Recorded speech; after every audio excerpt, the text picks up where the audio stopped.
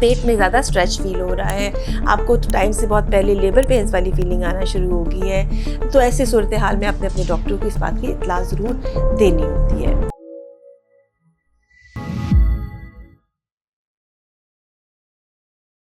अस्सलाम वालेकुम जी, आज हम बात करेंगे थर्ड ट्राइमेस्टर के ऊपर, यानी प्रेगनेंसी के जो आखिरी 3 माह होते हैं उसके ऊपर बात करेंगे, यानी 7वां, 8वां और जो 9वां महीना होता है। अब ये सबसे इम्पॉर्टेंट मंथ्स होते हैं।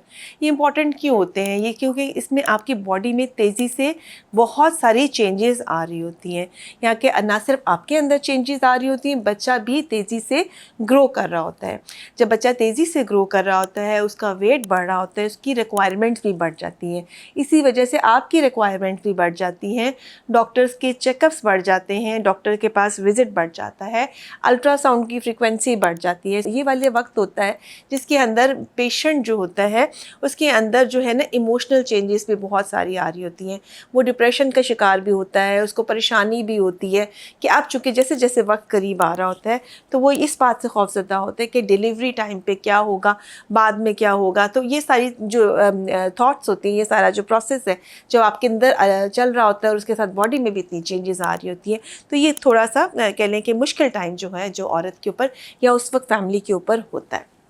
इसमें एक और भी जो अहम बात होती है जिसका हमें पता होना चाहिए कि जितनी भी प्रेगनेंसी की रिलेटेड प्रॉब्लम्स आती हैं, ज़्यादातर देखा गया है कि 7वें, 8वें और 9वें महीने के अंदर ही हम वो प्रॉब्लम्स भी आइडेंटिफाई करते हैं। जैसे ब्लड प्रेशर है, शुगर है, बच्चे के ग्रोथ के इश्यूज़ हैं, बच्चे में पानी कम या ज़्यादा होना रहता है, बच्चे की पोजीशन, ये सारी बातें हैं जो कि थर्ड ट्राइमेस्टर में ही ज़्यादा जो है इनका पता लगता है।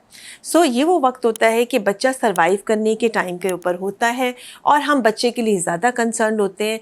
इसलिए हम माँ को कहते हैं कि आपने अपनी मूवमेंट्स को भी कैलकुलेट करना है, और माँ जो होती है उससे बेहतर कोई नहीं होता जो कि अपनी बच्चे की सेहत के बारे में आपको इत्तला दे सके। अगर माँ कह रही है कि मूवमेंट्स कम है तो वो इम्पॉर्टेंट साइन होता है, और अगर माँ अपने बच्चे की मूवमेंट से सेटिस्फाइड है तो इसका मतलब है कि बच्चा ज़्यादातर चांसेस है कि वो ठीक होगा। सो घर में मॉनिटर करने का एक ही तरीका है, और ये याद रखिएगा कि बच्चे के मूवमेंट का एक पैटर्न होता है, यानी वो एक ही पैटर्न से हरकत कर रहा होता है। और यूजुअली ये देखा गया कि औरत जो है, माँ जो है, वो इस पैटर्न को आइडेंटिफाई भी करती है। उसको पता है कि मेरे बच्चे ने इस टाइम पे ज़्यादा मूव करना है, ज़्यादा किक्स हैं, ज़्यादा वो रोलिंग वाली मूवमेंट आती हैं या हिकअप्स वाली फीलिंग आती है, जैसे कि बच्चा हिचकी ले रहा है। इस तरह की मूवमेंट के पैटर्न को आइडेंटिफाई करती है। सो जो इम्पॉर्टेंट चीज़ आपने थर्ड ट्राइमेस्टर में करनी होती है, जिसमें आपने ख्याल रखना होता है, वो अपना शुगर का टेस्ट ज़रूर करवाना होता है, अपने ब्लड प्रेशर को चेक करना होता है। आपने ये देखना होता है कि बॉडी में कोई एब्नॉर्मल स्वेलिंग तो नहीं बन रही है, हाथ तो नहीं स्वेल हो रहे, चेहरा तो नहीं स्वेल हो रहा, ब्लड प्रेशर अगर ज़्यादा आ रहा है, पेट में ज़्यादा स्ट्रेच फील हो रहा है, आपको टाइम से बहुत पहले लेबर पेन्स वाली फीलिंग आना शुरू हो गई है, तो ऐसे सूरत हाल में आपने अपने डॉक्टर को इस बात की इत्तला ज़रूर देनी होती है। ठीक है। सो ये वो टाइम होता है जिसके अंदर बहुत सारी चेंजेस आपके अंदर इकट्ठी चल रही होती है, साइमल्टेनियसली आपके अंदर वो चेंजेस आ रही होती है और आपने उसको नोटिस करना होता है। जब डॉक्टर आपको फ्रीक्वेंटली बुला रहा होता है तो उसमें 2 से 3 चीज़ें हैं जिसको वो भी नोटिस कर रहे होते हैं। एक तो वो बच्चे की ग्रोथ देख रहे होते हैं, वो ये देख रहे होते हैं कि क्या बच्चा अपने टाइम से सही ग्रो कर रहा है, क्या उसका पानी पूरा है। जब आप आते हैं आपका ब्लड प्रेशर ज़रूर चेक किया जाता है, आपका वेट देखा जाता है, आपसे आपकी प्रॉब्लम्स के बारे में पूछा जाता है और बच्चे की पोजीशन चेक की जाती है। थर्ड ट्राइमेस्टर में बच्चा तेज़ी से अपनी पोजीशन चेंज कर सकता है। अगर वो पहले उल्टा आ रहा था तो ये वो टाइम होता है जब बच्चा अपनी एक्चुअल पोजीशन पे आ जाता है, स्पेशली जब 9 मंथ स्टार्ट हो जाता है। बच्चे का हेड डाउन होता है, इसको नॉर्मल पोजीशन कहते हैं, और ये सबसे फेवरेबल पोजीशन है जिसमें नॉर्मल डिलीवरी हो सकती है। दूसरी, बच्चा ये पोजीशन में इसलिए लेता है कि यूट्रस की शेप ऐसी होती है कि हेड जो होता है वो निचली साइड पर जाता है, वो हार्ड पार्ट होता है वो पेल्विस से गुजरता है, और जो बॉटम होता है, जो ब्रीच होता है, वो ऊपर वाली साइड पर जो है आ रहा होता है। ये नॉर्मल पोजीशन होती है। कभी कभी होता है कि बच्चा टेढ़ा या उल्टा भी हो सकता है, तो ये पोजीशन भी जो आइडेंटिफाई होती है, जिसका पता लगता है, वो भी थर्ड ट्राइमेस्टर में ही इंपॉर्टेंट है। अगर आपका 20 हफ्ते पे, 25 पे, 30 पे, इवन 34 पे भी बच्चा उल्टा आ रहा है तो अभी परेशान मत हुई। ज़्यादा चांसेस है कि 36 हफ्ते तक जाते जाते बच्चा अपनी नेचुरल पोजीशन में आ जाता है। इसके अलावा यानी मूवमेंट्स का अपना ख्याल रखा और आपको बच्चे की पोजीशन के बारे में भी अंदाज़ा हो जाता है।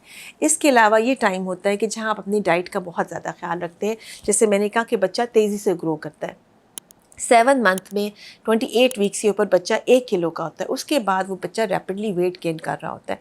यानी अगर आप अपनी डाइट को बहुत अच्छा रखते हैं, कैल्शियम भी लेते हैं, आयरन का इस्तेमाल भी करते हैं, वॉक भी रेगुलरली कर रहे हैं, कोई ना कोई एक्सरसाइज भी करते हैं, हाइजीन का भी अपना ख्याल रखते हैं, तो ज़्यादा चांसेस है कि बच्चा अच्छे से ग्रो कर रहा होता है।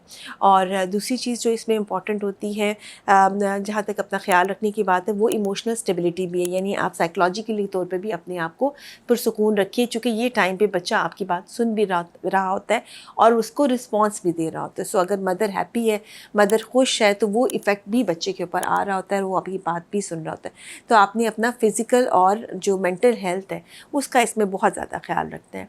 जब आप डॉक्टर के पास जाते हैं तो जब वो आपको रूटीन में चेक कर रहा होता है और जैसे जैसे आपका 9 मंथ पूरा हो रहा होता है, तो फिर वो आपसे कहते हैं कि हम आपका, स्पेशली पहले बच्चे के दौरान, कि आपका इंटरनल एग्जामिनेशन करेंगे और देखेंगे कि बच्चे की हड्डी का क्या साइज़ है, क्या बच्चा नॉर्मली ईज़िली डिलीवर हो जाएगा।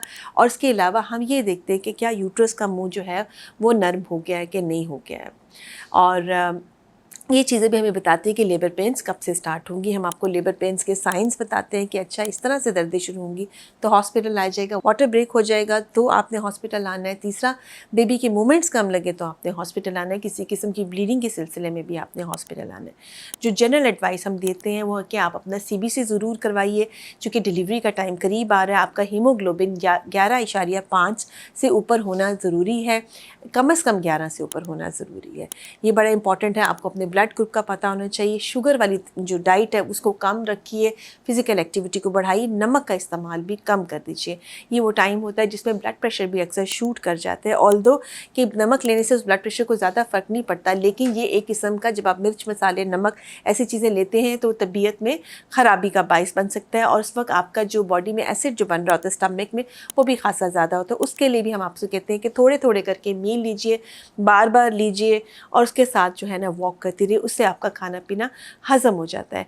ये वो एडवाइस होती है जो जनरली हम अपने पेशेंट्स को देते हैं। इसके अलावा हम उनके हाइजीन की जब हम बात करते हैं, उनके आराम की बात करते हैं, तो उसके अंदर फिर वजाइनल जो इन्फेक्शंस होती हैं वो भी हम चाहते हैं कि एट द टाइम डिलीवरी के टाइम जो है वो इन्फेक्शंस ना हो।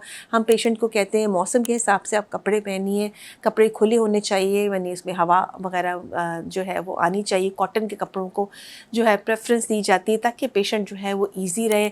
इस टाइम के ऊपर गर्मी लगना, दिल घबराना, ये भी चीज़ें नॉर्मल समझी जाती हैं। लेकिन किसी किस्म का अगर आपको डाउट हो रहा हो, जैसे जैसे आपका ये टाइम गुजर रहा होता है, अगर आप किसी डाउट का शिकार हैं, आपको शक है, डॉक्टर से इसका जिक्र ज़रूर कीजिए। अमूमन देखा गया है कि 40 वीक्स जब पूरे होते हैं पेशेंट के, 40 हफ्ते जब पूरे हो जाते हैं, तो वो लेबर पेन्स की तरफ जाना शुरू हो जाता है। वो पेशेंट्स जो 40 वीक्स तक भी नहीं जा रहे होते, उनमें अमूमन देखा गया कि बच्चे का जो हेड है वो इंगेज नहीं होता, यानी बच्चा जो है वो नीचे की तरफ नहीं जाता, जिसे लाइटनिंग कहते हैं। यानी माँ को फील होता है कि ऊपर वाला हिस्सा खाली हो गया है, यानी पेट का ऊपर वाला हिस्सा खाली अगर फील करते हैं तो उसे लाइटनिंग कहते हैं। ये शो कर रहा होता है कि बच्चा जो है वो बोन के अंदर एंटर हो गया। अगर उसको ये फीलिंग नहीं आ रही और लेबर पेन्स नहीं लग रही हैं, तो इसका मतलब है कि बच्चा अपना जो स्ट्रेच है, जो प्रेशर है, उसने यूट्रस के मुंह पे नहीं डाला, जिसकी वजह से अमूमन ये लोग जो हैं फिर वो एंड अप करते हैं कि उनको 40 to 41 वीक्स के दरमियान आर्टिफिशियल तौर पर लेबर पेन्स लगाई जाती है। मुझे उम्मीद है कि इससे आपको फ़ायदा हुआ होगा। अपना बहुत सारा ख्याल रखें और दुआओं में याद रखिए।